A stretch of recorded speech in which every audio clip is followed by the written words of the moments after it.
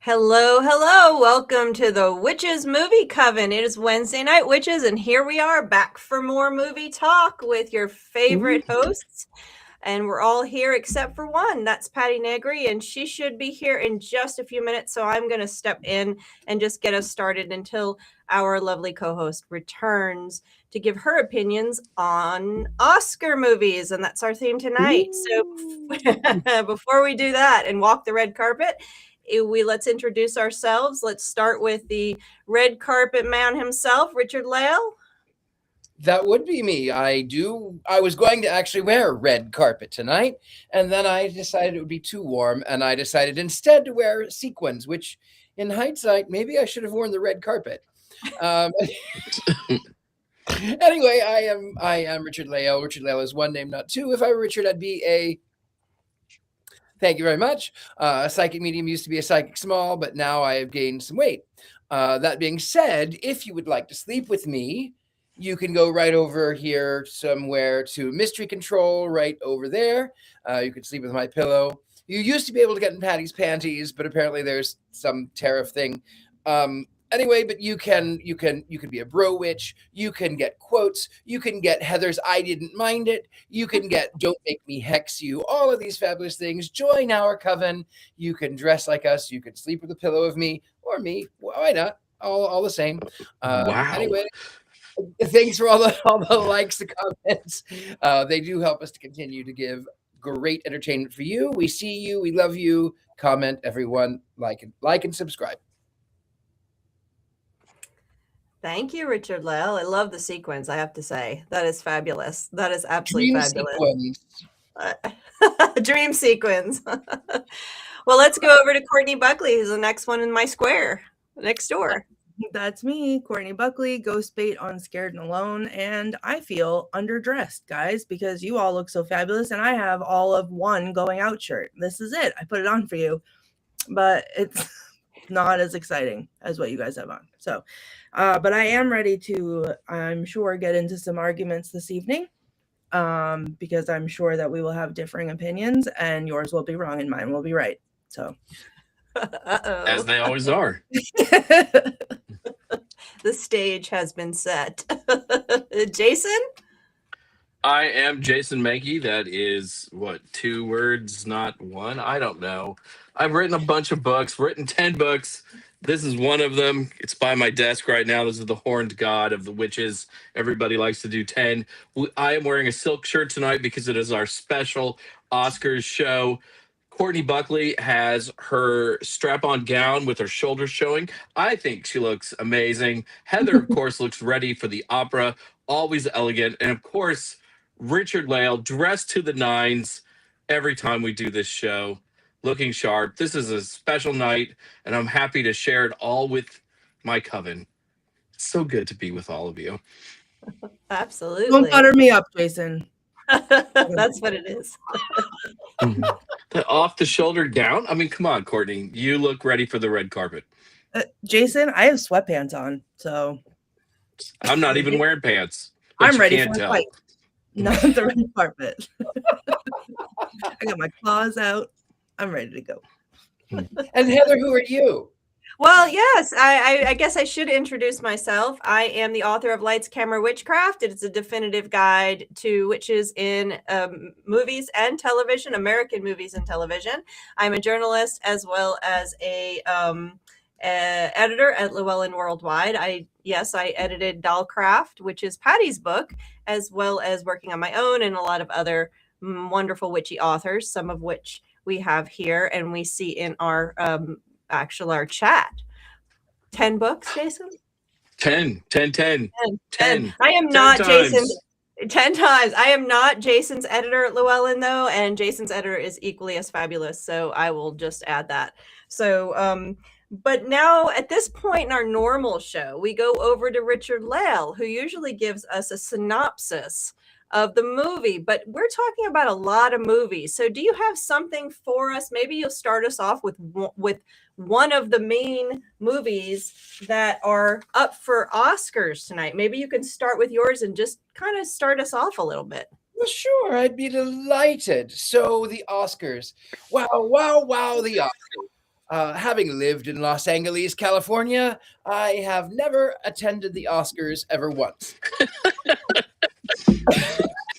Because not only was I not invited, but also I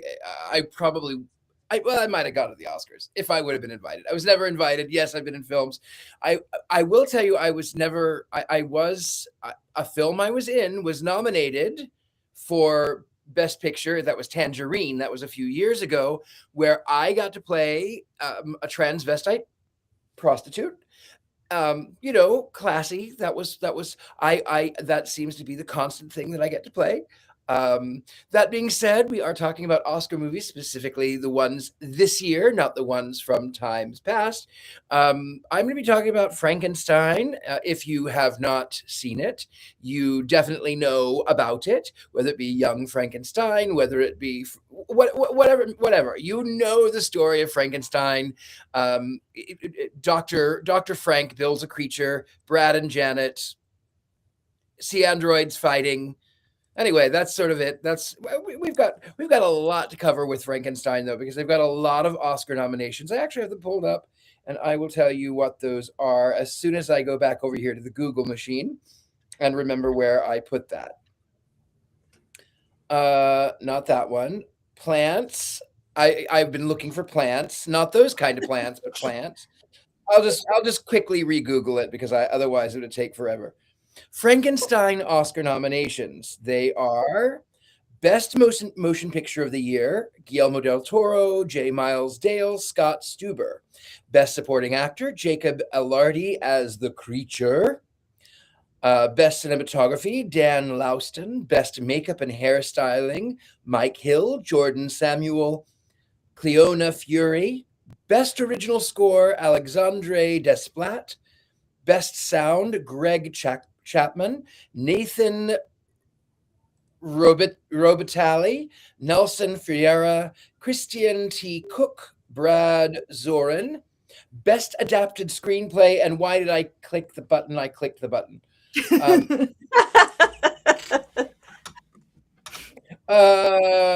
Best Adapted Screenplay, 98th Academy Awards. Best Sound, Greg Chapman. I already said that. Brad Zorin. The film released by Netflix. Netflix in 2025 also secured multiple Saturn Awards. Nominations, was recognized by the American Film Institute as one of the top 10 films of 2025. That's awesome. I didn't write that.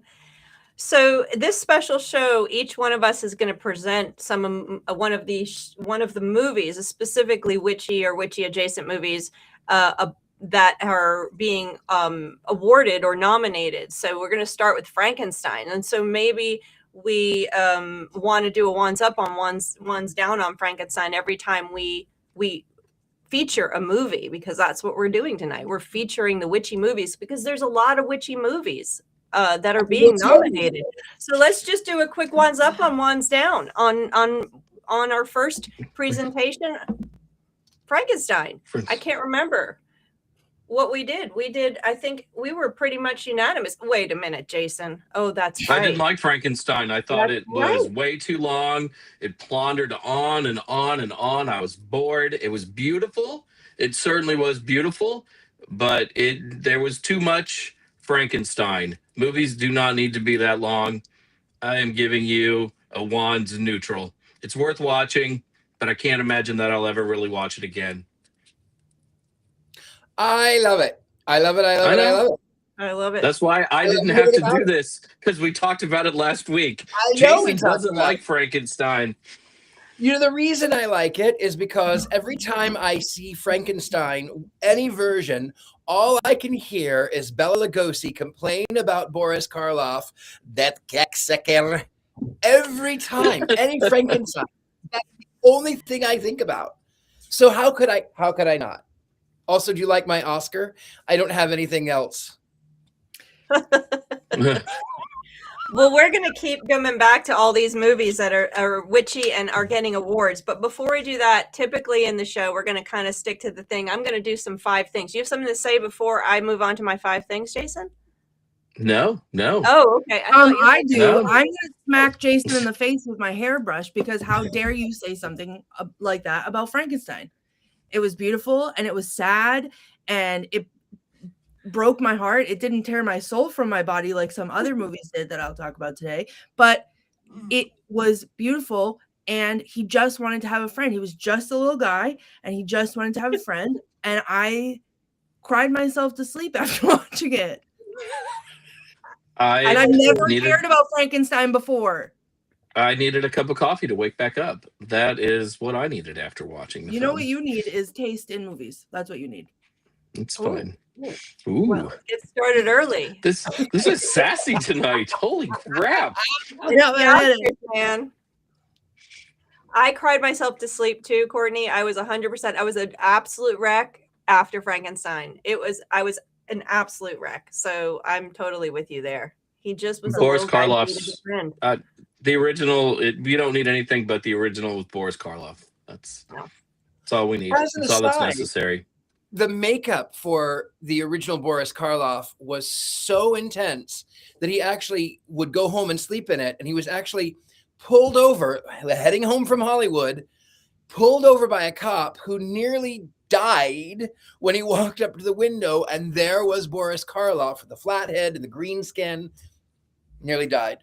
Was not expecting that in 1931, 32. And so iconic, right? Like when people think of Frankenstein's monster, that's what they think of. They think of Boris Karloff in that makeup, even though that's not particularly accurate to the book. And we will stop talking about the snow, Heather.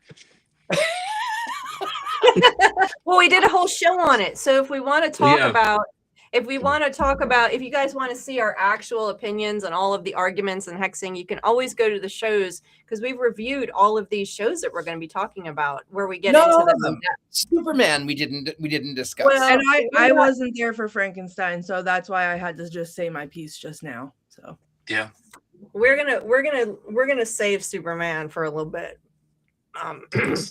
So I'm gonna do the history first, and so I can warm myself up for the Superman conversation, Jason. So usually I do 5 things, and I had thought a fun 5 things would be just some Oscar history, so we know kind of where it started and where it didn't, because we don't have a specific movie. So Oscars started in 1920. Well, the Oscars. The organization began in 1927, and they started the idea for the Oscars, right? They wanted to have, this is when the movie industry was starting to congeal. I got to put this guy down.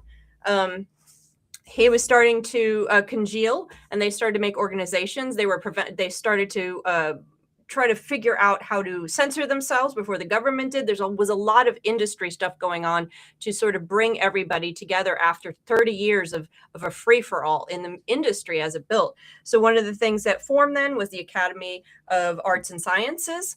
And of course, they're the ones who immediately said, let's have an award show. So 1929, May 16th was the first award show held at the Roosevelt Hotel Blossom Room. I think there was like 19 awards given. And then the first televised version was 1953. So this is sort of the beginnings of the Oscars. So number 2, we have the statue itself, A Little Magic, which I thought was super cool when I was reading about it. So the original statue was created in 1927. It was kind of formulated by the end of that year. It was originally to be a knight with a sword with a big film canister behind it with 5 spokes. So the 5 spokes were specifically to represent the 5 main areas of filmmaking, which are acting, directing, producing, technicians, and writing. So that's the 5. And so the spokes represent that, and the sword represents protection for the industry itself. So you have a little bit of magic in the creation of Oscar himself. Of course, by the end, they streamlined it. He isn't a knight, and he is what we see today. And he's always been metal, gold-plated metal, except for during the wartime years when he was plaster painted, because obviously wartime and metal was scarce. So it's kind of some cool stuff. So and every so often, everyone who wins one gets plastered, and also the people who don't. Yes, that's true. It's part of it, right? That's what's going to happen after the after party after the show, right? So back to number 3. So films. First firsts. So the first film to win the Oscar for Best Picture is called Wings. It was a silent film. The last film that's all black and white to ever win an Oscar was called The Apartment, 1960. I just recently watched it. It's with Jack Lemmon. So good, so good. Let's see. The first time they offered the feature animated film award was in 2002. Does anyone know what film won that year? 2000. It was a 2001 animated film. Was it Nemo? Nope. A Toy Story? Shrek. No, you guys are. It was Shrek. Oh. As it should have been, and Toy Story should win no awards and just be lit on fire. So. Yep. Can't throw anything away ever again. The first animated feature film to win Best Picture. Do we know what that is? Snow White and the Seven Dwarfs. No. Try again. Oh, Beauty Little and the Mermaid. Beast. Beauty and the Beast. Oh, Beauty or Stockholm Syndrome, the musical, you mean? That's true. What did it win for? Best Picture. It won Best Picture? Yes. First film to win Best Picture. Yes. No, animated. Yes. So let's see. First foreign film to win Best Picture. It's Tangerine. Parasite. That's right. And let me see. So that's Best Pictures. First picture that had a female director. And we know that one. Tangerine. I was in that one. No. The Hurt Locker. I never saw that one, actually. 2008. And the first picture to have a black director. Tangerine. I was in that one. 12 Years a Slave. 2013. So we're going to move on. Some more trivia. Best directors. So let's talk about directors. The first film and the first women director to actually win Best Director was for Hurt Locker, Catherine Bigelow. The director with the most amount of Best Director Oscars is John Ford. I don't know if anyone knows who that is. He's an older director. He did a lot of Western films. John Wayne, think of that. First Latino person to win Best Director was for Gravity in 2014, Alfonso Cuarón. And the first Asian director, Ang Lee, for Brokeback Mountain in 2006. There has yet to be a black director that has won a Best Director award. And that's until important. Sunday. Until Sunday. That's why we're bringing it up. Okay, I got one more trivia for a section for you. So this is going to be Best Actors. The first, the actress with the most amount of awards and nominations for Best Actress. Anyone know who that might be? Meryl Streep. Close, but no. It's a good guess. Glenn Close. Nope. Courtney Cox. No. Katharine Hepburn, man, you got to go back further. And the actor, this has surprised me. The actor with the most amount of wins, Daniel Day-Lewis. That doesn't surprise me. It surprises me. So the first black actor to win for a Best Actor award, Sidney Poitier, 1964, for Lilies of the Field. The first that movie. Yes, that movie. I read the book too. It was a great book too. Yes. The first black actress to win for Best Actress was Halle Berry, Monster Ball. Oh, really? Yes. Yeah. Dorothy Dandridge. But no, I guess Halle Berry. Hattie McDaniel won Best Supporting Actress for Gone with the Wind. But of course, she wasn't allowed to actually attend the opening of the film because of segregation. So it's a really sick sort of story. The first Asian actress to win an award for Best Actress is Michelle Yeoh for Everything Everywhere All at Once, which I absolutely love this movie.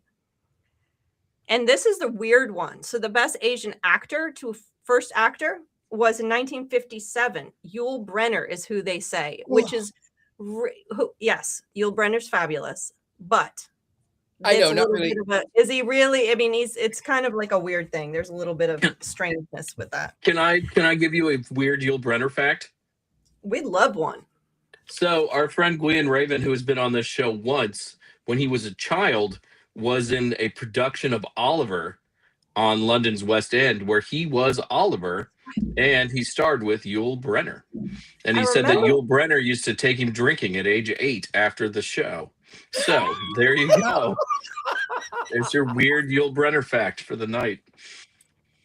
And it's there's some really great, I was diving into some of the history. It was really great. And we don't have, and we're get to the next film here, we don't have a whole lot of movies that are in the horror and fantasy genre that tend to win Best Picture, which is why we don't tend to have many of our witch films have not won Best Picture, which may change Sunday.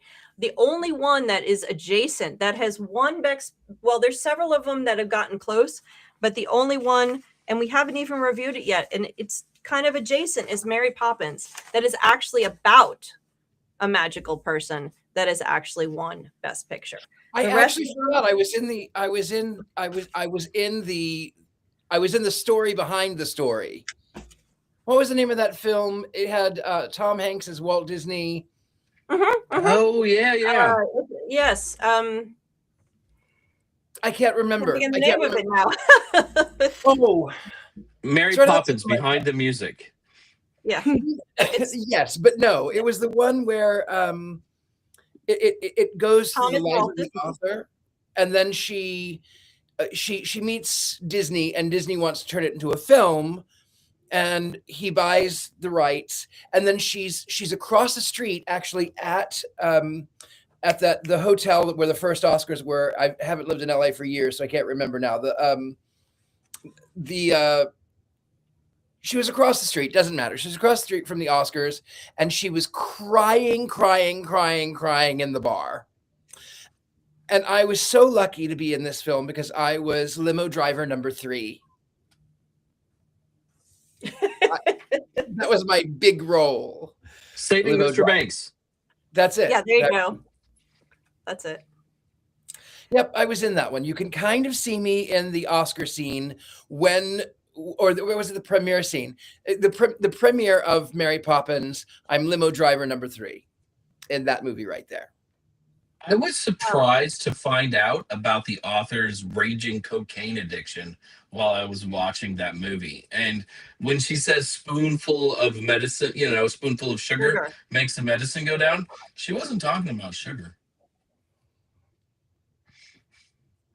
She's talking about cocaine. That's what she was talking about. Surprising film. Cocaine surprising. On a cloudy day. Drugs are just bad, okay? Yeah, when drugs. It's cold outside, I've got that crack cocaine. I guess you'll say, what can make her feel that way? Cocaine. Wow. That's it.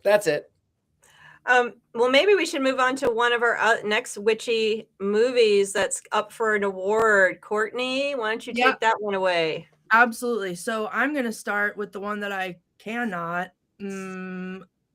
stop talking about. My pick of the year that should win every award, and if it doesn't, I might never watch another movie again. And that would be Sinners. So hold on one second. Let me pull up. I have copious amounts of notes. So Sinners is a 2025 horror action movie. And if you saw it and thought it was a vampire movie and only a vampire movie, get an education. If you did not see it in IMAX, you probably didn't get it either, or don't understand why it was so good. Because it was filmed in IMAX and it was meant to be seen in IMAX. And I don't care how pretentious I sound about it. It actually does make a difference. It was directed by Ryan Coogler, released on April 18th, 2025, with a budget of $90 to $100 million. It is nominated for a record-breaking 16 Oscars this year. Hold on, I'm pulling up my document, my many-page document.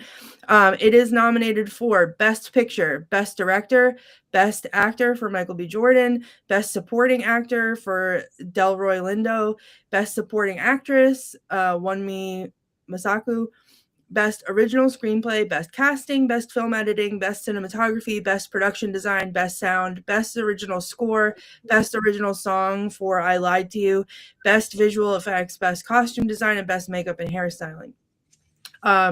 So again, it set the record for most Oscar nominations at 16. The previous record of 14 was shared by All About Eve from 1940, Titanic in 1997, and La La Land in 2016.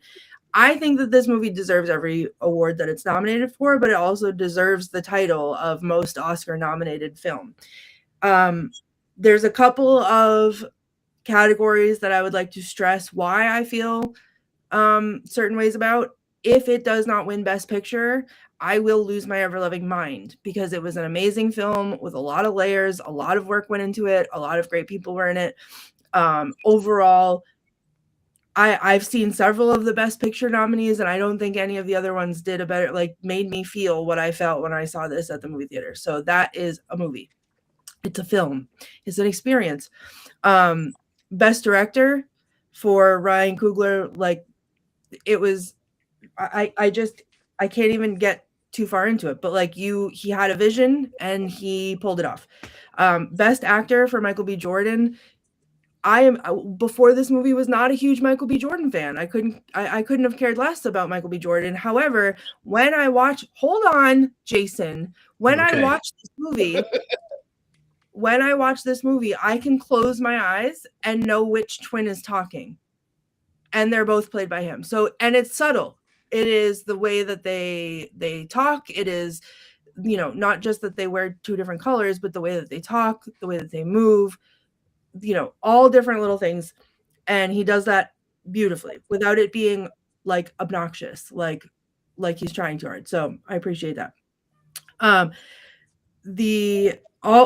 of the actors categories: Best Supporting Actor, Best Supporting Actress, Best Original Screenplay, I think it should win because it was a brilliant idea, just overall. Best Cinematography, I think, is a very important one because, and I said this the minute I walked out, especially after having seen it in IMAX, the use of the continuous shot in this movie. I think there was 3 at least where, including the whole scene with I Lied to You, where they're showing generationally like all of these cultures and everything else, and it's one continuous shot, and it is the most brilliantly executed thing I've ever seen in my entire life, and I cannot even talk about it without getting chills, let alone tears pouring down my face when I'm watching it in the movie theater. And so I think that for one, I could maybe on things like costume design and hairstyling not have to boycott every movie ever if it didn't win that, but for the big categories, I think it needs, this is it. Like, there is no other choice for these categories. So Sunday's going to be a big day for me, because I love movies. And if I can never watch one again because this movie doesn't win what it should win, I'm going to be very upset. So that is my Sinners presentation. Wands up or wands down? Wands up or wands down? Can't see my wand. It's too high. It's the highest it's ever been. Hey, Patty's back. Fingers up. I'm half here. I am half here. I'm doing what I can do. Been crazy, Rich. but I was missing you guys. Hi. Hi. You look fabulous. Thank you. This was I just threw this on over my sweats, over my dusty sweats. But I knew you would dress. I knew you would dress. Richard Lale, you got the jacket. Everybody, even you've got nice shiny shirt on, Chase. Everybody. So I had to. So we're voting Richard for Lale. Is that 3? Is that Yeah, only I 3 really am quarters up concerned for about Sinners? What? It's 3 quarters up. It's 3 quarters up. I didn't care for it then. I mean, I love that it's groundbreaking. Yay for the actors, yay for the groundbreaking. As far as a script, as far as a plot, I found it confusing. I found it trite. I didn't like it. I didn't like Sinners. And I'm voting 3 quarters because the acting was good, the costuming was good. I didn't like it. I'd never watch it again. Didn't like it. Wow. Whoa, that's a complete blackout down there. Wow. Wow, there you got a clue. Mm-hmm. Wow. I think we better move on before so we can get more. Wow. I really didn't like it. I thought it was too long. I thought I didn't like the vampires. The vampires had nothing to do with anything. The vampires, it was not a vampire movie. I didn't like the vampires. I think I understand why they were trying to sort of do integration and talk about, but I absolutely hated the vampires. I hated the vampires in that film. It ruined it for me like flames on the sides of my face. Wow. Serious. That would ruin your very pretty face. Yeah. Courtney's speechless. Oh, I'm not speechless. I'm mentally hexing, and it's a big one. So, Whoa. Oh, so what do sorry, you Victoria. guys? I love you. Turn but it down. No, It's just kind of, I didn't turn it down. It's just 3/4 the way. It's not up. It's okay. I'll never watch We it can again. have different opinions sometimes. And you know And what? We some can of still them love can each be- other right. Some of and them keep can our be lights right, and mostly some of on. them And I can love be Frankenstein. completely wrong. I love Frankenstein. I also love Frankenstein. I love Lamp. Are you just looking at things and saying you love them? I love Lamp. I love Lamp. I love Lamp. So that show is not part of this, Jason. We can save that for another time. Except that is a witchy movie, as I proved. That you did prove that. It's not an That's Oscar-nominated film, though. not so, Oscars. yeah. We got to go to weapons. Who had Sure. weapons? That's one. Jason, So- go for it. So Weapons is only nominated for one Oscar award, and I think it should have been nominated for Best Original Screenplay. Maybe not one, Courtney, but should have at least been nominated. And of I course, Amy Madigan, in her role as Aunt Gladys, is up for Best Supporting Actress in a Motion Picture. Interestingly enough, Madigan has been nominated for an Oscar before, way back in 1986 for Twice in a Lifetime. So if you don't remember Weapons, imagine your worst aunt at Thanksgiving possible. But she looks like a homicidal clown. You're not sure of her age, and she sort of kidnaps, maybe isn't the right word, but possesses the brains of children so she can steal their life force so that she can live longer. How old is Aunt Gladys? She could be hundreds of years old. She uses the term consumption once, which fell out of favor at the end of the 19th century. This is one of the rare horror movies that has actually gotten an Oscar nomination. And Madigan's role as Aunt Gladys. Aunt Gladys is clearly an evil witch, and she uses magic to go about her evil ways. Of course, in the end, magic is her downfall, as her what would it be, great nephew, maybe even great nephew, figures out how to turn the tables on Gladys. This is, I think, a great film, and Madigan is definitely the favorite to win Best Supporting Actress. And if she doesn't win, I'll be very, very surprised on Sunday. And look how creepy she is. Holy crap. I will admit, when I first started watching this movie, I thought she was a vampire and not a witch, because there was just something so unhuman about her appearance. Mm-hmm. She's a really interesting character. I had a talk with someone about this on a level of comparing her with other witches, and in my book, and the analysis of the way they present witches and witches what they do. And she's a really interesting next evolution in the clown witch concept that I've put in my book, and I talk about how it's evolved, and she's the evil version of it, and you don't have an evil version. She's the first evil version of what is the clown witch. And clown witches in the past have been usually comedy and fun, like Bewitched.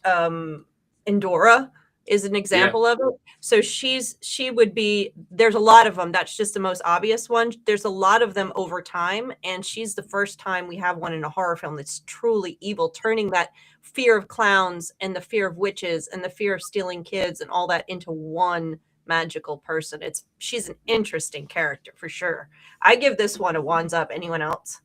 Oh, I love this movie. I would Oh, argue, this is I would argue that she and Pennywise and Mary Poppins are all of the same genus. Could be, and Endora. She's got to be from That's the it. same. Do you think this movie should have gotten more nominations, Heather, as Yeah. our movie, I- historian? I think I think so. I like the idea of a best screenplay, original story, screenplay, that kind of area, because it was the there, but it's up against some hard hitters. I mean, the Yeah. beauty of some of these other ones are just it's kind of like Wizard of Oz was up against Gone with the Wind and never would have won against Gone with the Wind. You know, it just wasn't going to happen. And it's a horror film, and the only horror film that's ever won Best Picture is Silence of the Lambs.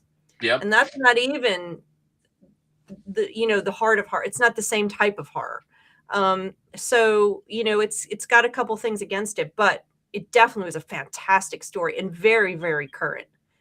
And but never would have won against Sinners for a best original screenplay. Never. No, I don't think so either, but I thought it deserved the nomination. Yeah. I, For I sure. always like it when I'm surprised when I watch a movie, and very Yes. often I'm not surprised. Sinners was a movie that surprised me, and Weapons was a movie that surprised me. And they get extra points just for that. But I looking think it was probably my favorite thing about Weapons, watching it, like, you can't recreate the first time that you saw it in the theater, right? Like, because I had no idea what it was, and I almost got mad and I almost wanted to leave because I thought it was going to be like a school shooting movie, and I was about to be really upset that I had sat through enough of it for it to turn into that.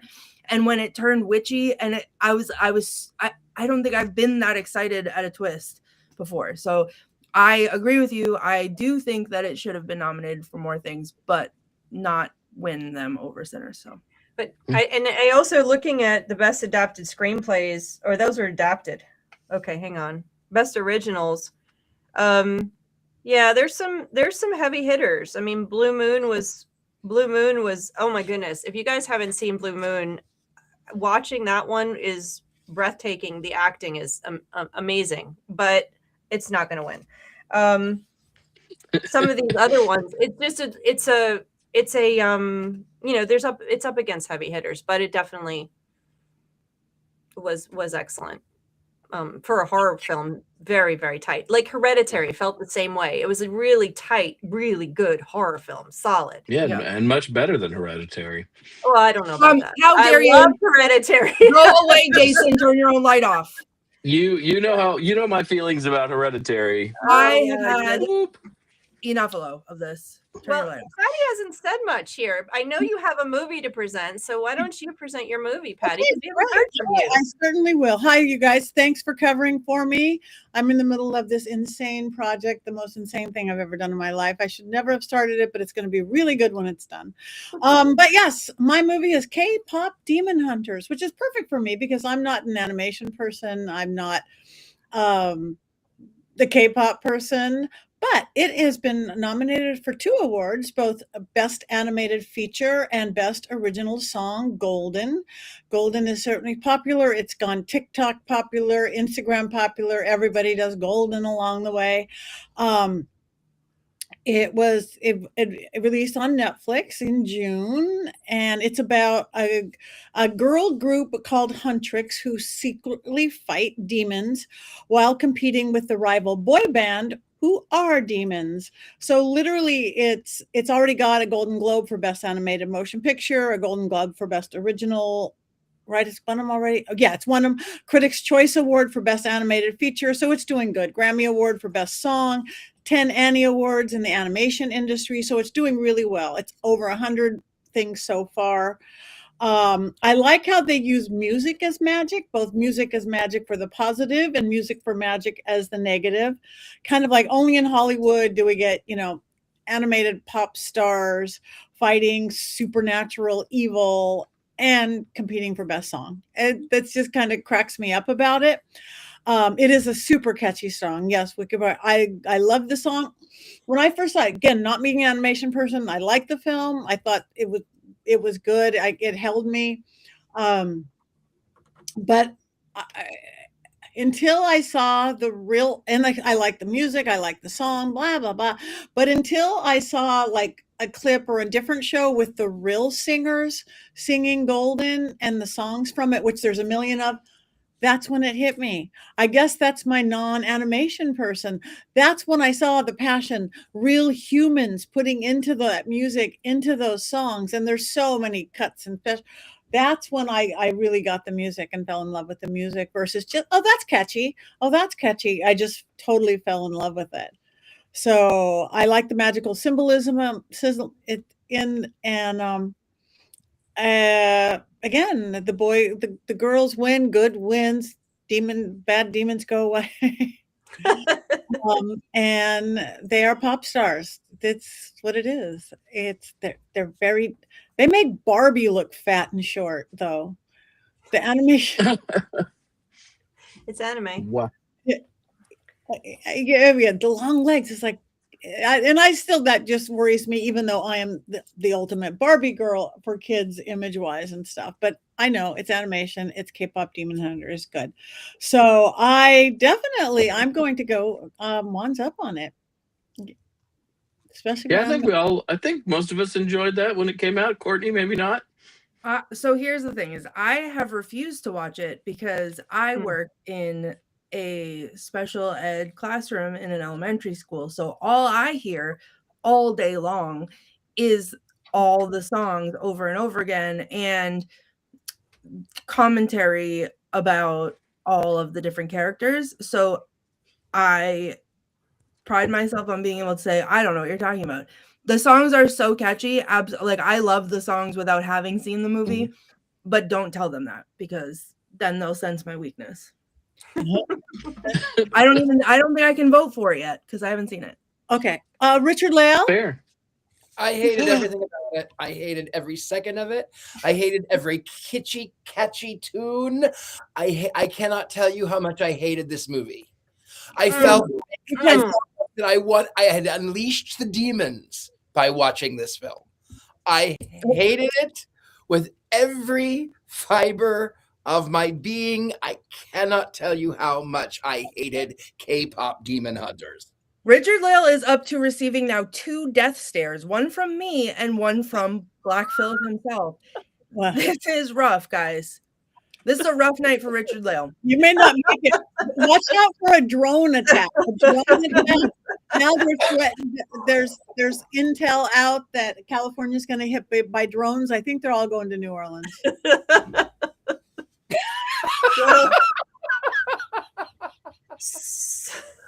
So just be careful out there, everyone. Yeah.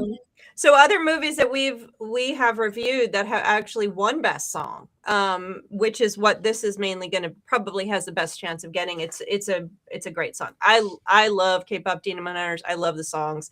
I sing them. So the best songs is A Wizard of Oz, of course, won Best Song for Rainbow Over the Rainbow. We have one of our favorites, Coco. One for Remember Me, which makes us all cry. Hold it together, everybody. Yep. And then I think I'm about. You did. You were frozen. What was the last one you said? Coco, Remember Me. Yeah, we got that. Yeah, one. we heard you. And then Frozen, Let It Go. Interestingly enough, Let It Go and Remember Me were written by the same duo, married duo. And then Little Mermaid also won Best Song for Under the Sea and was nominated for a second song as well. So Mary Poppins also got Best Song, but we haven't reviewed Mary Poppins yet. So those are some of the ones that have gotten Best Song that we've actually talked about. So who else has a movie too? I think what other witchy movies are up? I think me. I have a dissertation. Me. You. And yes. It's so topical because someone has mentioned it in the comments. Tabitha, reading my mind. Tabitha said we need to do Hamnet. And let me tell you something.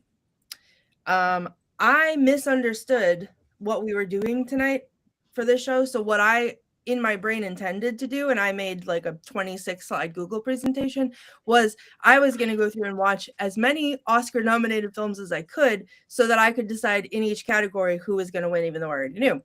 But I felt like I needed to be educated. So I had movies on my list that had no witchy nothing because I didn't, maybe I was not there for the production meeting. I don't know. But either way, I misunderstood.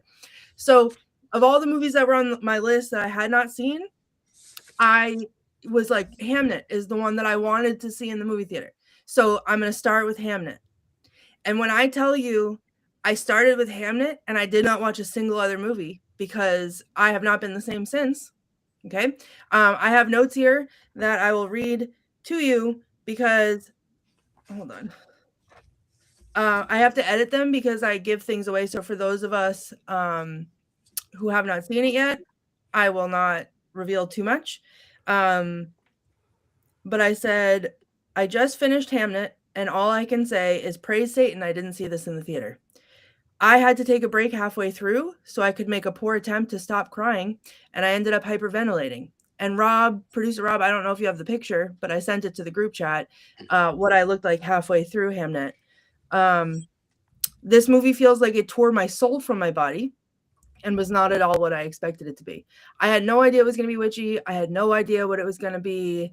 I thought it was going to be like a love story, and it was. Anything like that. It was that partially, but that's really not what it was mostly about. So I thought I was going to watch a girly little, like, be in my feelings, maybe a tear or two will come out. It's not what happened. Yeah, there it is. There's me, hysterical. I just finished hyperventilating, and then I had to watch another hour of this movie where it just continued to get worse.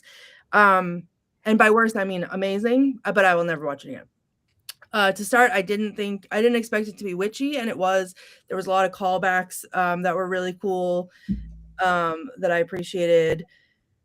Spoiler. I don't think a single scene in a movie has broken my heart the way that one of the scenes in this movie did. It was an incredible movie. The cinematography was beautiful. The forest and the elements were also their own characters, which we always love. And having said all that, I will never watch it again. And I don't know how to recover from this. And I literally have not been the same person since. I dehydrated myself. I have not recovered. Yeah, Tabitha has not made it through. I stopped literally halfway through. There was one particular scene, maybe you're at the same spot that I'm talking about. And it just, I couldn't breathe. I couldn't catch my breath because I was genuinely hysterical, and I had to stop the movie, and I was wailing. And it just kept getting, it was like nothing else could happen to make me feel like this. And then more things happened, and more things happened, and more things happened. And I was just sobbing audibly, hysterically, and I kept having to pause. I was screaming, no, not more. No, don't do that to me. No. So thank God I didn't see it in the movie theater. But it is amazing. I think there are, I think it deserves every nomination that it got. And I don't know if I want to watch it now. Definitely watch it, but be mentally prepared. And I was not. So learn from my mistakes. I did not know what I was getting myself into. It was worse than Coco. And I'm pretty sure when we did Coco, I hadn't finished crying while we started the show. It was worse than that. The crying was worse than Coco. So worse than Frankenstein? Yes, by a lot. Like the Frankenstein, I was crying, but I was like, it was like tears pouring and like some sniffling. This was like somebody died. Like I actually could not. Yeah, great. Let's put it there. That was only halfway through. There was still another hour of trauma after that. So yeah, I did not watch one single movie, one more. And I don't know, other people that I know have watched it because that was my commentary on it, and cried, but didn't cry the way I cried. And I did make a note because I went through everything that it was nominated for, and I did make a note in one of those that I don't know that it was actually the movie that was making me feel that way. Like, the movie was great, but I think it was the way that I personally, with my life personally, connected to what was happening in the movie, that just, it was like a homing beacon on every single nerve that it could have plucked, and it plucked all of them. And then my body, which was 90% water, then became 2% water after that for a while. Wow. Go see it, please. So One's up or one's down. Has anyone else seen it? This is one of the few I haven't seen yet, so I'm gonna watch it. I need a good cry. No, this is not. I'm just putting it down because of the propaganda. As a conspiracy theorist who doesn't think Shakespeare wrote those plays, I'm legally obligated to do this. It's not really a reflection on the I don't motion even picture think it quality. reveals that he's Shakespeare until literally the last 5 minutes of the movie. Okay, then I'll raise this then. Because I think I genuinely I thought about this as I was watching it, and I feel like they never said his name the whole time until the very end, and Just called then him Bill. I don't think they called him anything. They kept calling him like your husband or your brother or this or that, and then like the last 5 minutes they were going to find him, and someone said, "Hey, who are you looking for?" And they said William Shakespeare. And if I hadn't known it, it would have been like, ooh, reveal moment. I mean, obviously I knew what it was, but. Yeah. And Heather, it is not a good cry. It is like a life-changing cry. Yeah. That was Frankenstein. Thank you so much for putting that up. It is. I'm looking forward to it. It's actually one of the few that I haven't seen on the list because I was going through the same thing. I was going through all of the ones, and I want to add, first of all, I was assigned a movie, and my movie got snubbed bad, like literally snubbed. So, and if you say that Wicked 2 was worse than Wicked 1, it's because Wicked 2, and you can watch my analysis of it. You can talk to me. You can look at our show about it. It's because it's not a happy ending the way Wicked 1 is. But we're not going to talk about it because it was snubbed.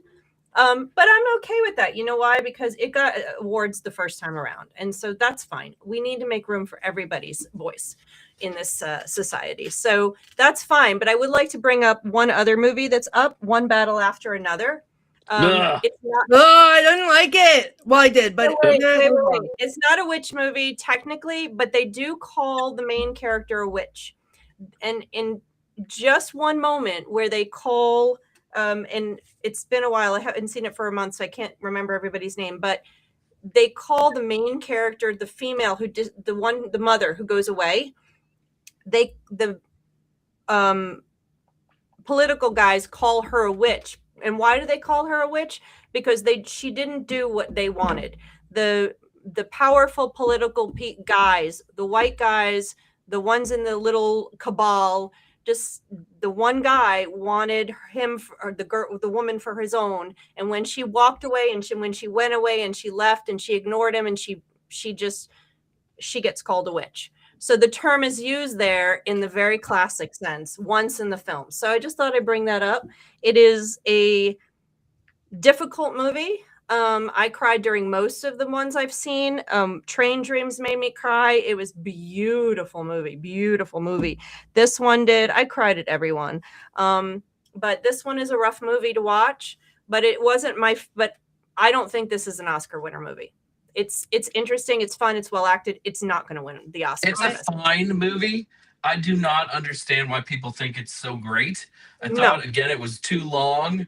It doesn't, to me, have the degree of difficulty that Sinners did in its making, but the Oscars traditionally have never cared about the degree of difficulty that goes into making a film, which is why superhero movies are not nominated. And another reason why Superman was not nominated, a movie that I love because it's hopeful and makes me feel good and made me cry about 5 times while watching it in the theater, all the many times I watched it.